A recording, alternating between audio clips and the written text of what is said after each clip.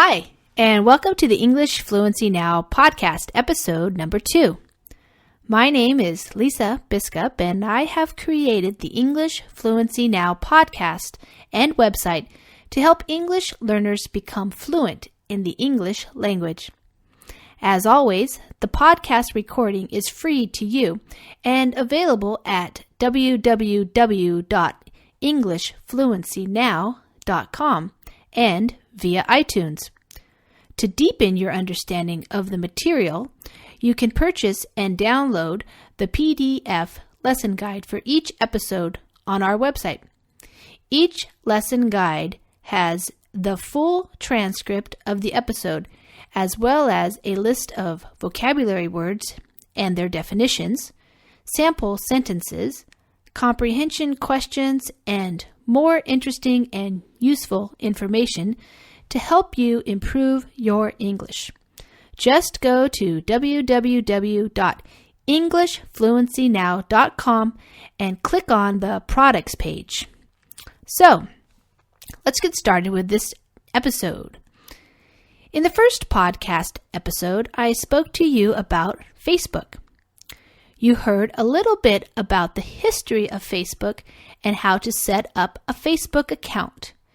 You learned about the various things you can do with Facebook and the fact that some people have a love-hate relationship with it. How about you? What is your relationship with Facebook? So today, I want to talk about another powerful social networking website, Twitter. I imagine that many of you who are listening to this podcast have already heard of Twitter, and perhaps you even have your own Twitter account. I will give a brief history and overview of what Twitter is and how people use it, and then I will interview a new Twitter user, my partner, Nicole. I'll find out why she uses Twitter and what she likes or doesn't like about it. Here we go. Twitter is an online social networking and microblogging service that allows users to send and read text-based posts of up to 140 characters. These posts are known as tweets.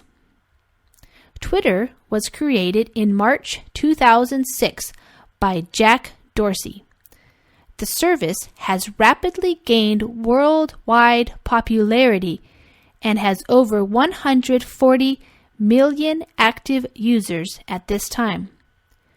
Twitter users generate over 340 million daily tweets, and the website handles over 1.6 billion search queries per day. It has been described as the SMS of the Internet. SMS stands for Short Message System. Unregistered users can read the tweets, while registered users can post tweets through the website interface, SMS, or a range of apps for mobile devices. Twitter Inc. is based in San Francisco, California, on the west coast of the United States. It has additional servers and offices in New York City on the East Coast. The Twitter website is one of the top 10 most visited on the internet. When Twitter first started, it was used to update people with little bits of information throughout the day, mostly your friends and perhaps fans and followers of a blog or a small business. Typical posts of the early days would say something like, "I'm at Vinny's having pizza, join me," or "having a great weekend with my buds." Today, Twitter is an important real-time information network that connects you to the latest stories, ideas, opinions, and news. It is used for a variety of purposes in many industries and scenarios. For example, it has been used to organize protests, sometimes referred to as Twitter revolutions, including the 2011 Egyptian revolution and the Iranian protests in 2010-2011. It has also been frequently used to keep people up to date on the latest news directly following an emergency event, such as an earthquake or a tsunami. People in the area post messages about what is happening in their area and thereby let their distant family and friends know about the situation and what type of help they can offer. Increasingly, businesses are using Twitter to build their brand and relationships with customers. If you have a business, you may consider getting a Twitter account as a way to post relevant information to people who may be interested in your products and services. In fact, English Fluency Now has a Twitter page, and this is where I post small bits of information that may be useful to people in their desire to improve their English. Many celebrities also use Twitter to communicate with their fans and have tens of thousands of followers. In fact, according to the website www.twittercounter.com, at the time of the recording of this podcast, the top 5 Twitterers with the most followers are all famous celebrities, including Lady Gaga with over 23 million followers, Justin Bieber with over 20 million followers, Katy Perry with over 18 million followers, Rihanna with nearly 18 million followers, and Britney Spears with nearly 16 million followers. The President of the United States, Barack Obama, currently has over 14 million followers. Many websites and blogs have Twitter buttons that you can click on to be taken to their Twitter feeds. Sometimes the website has the Twitter feed scrolling along on the side of the web page.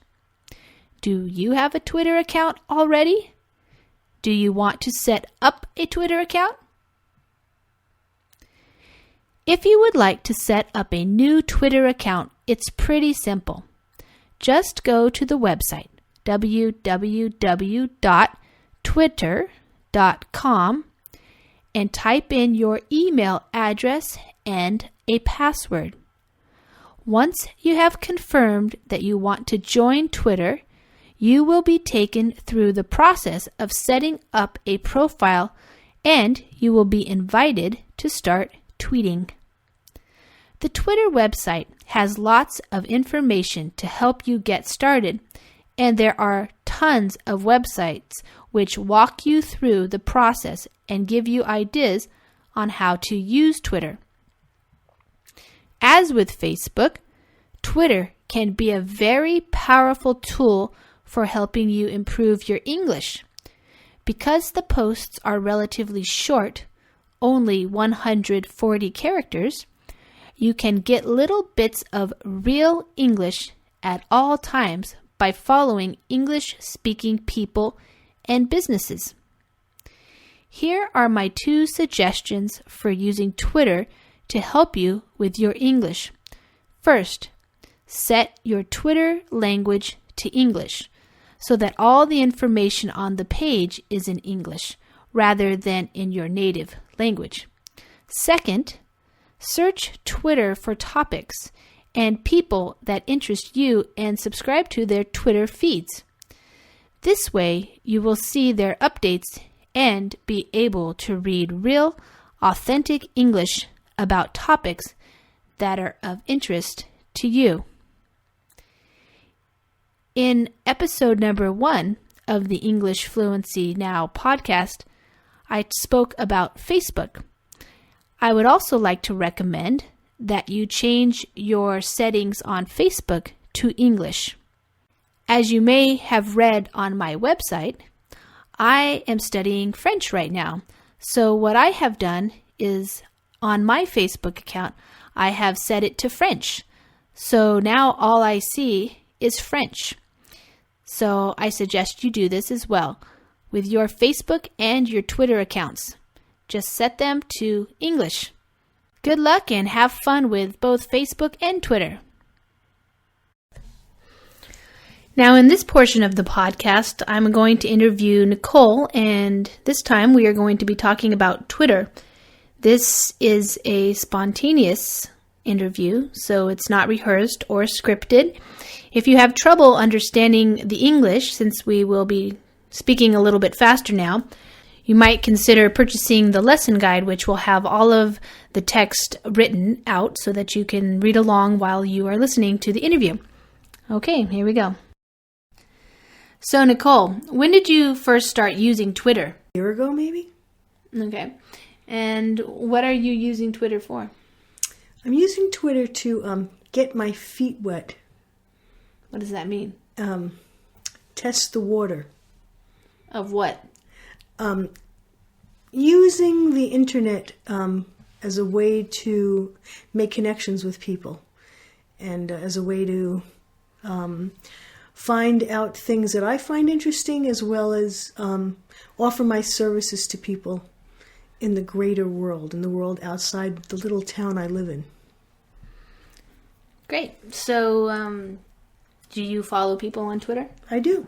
What type of people do you follow?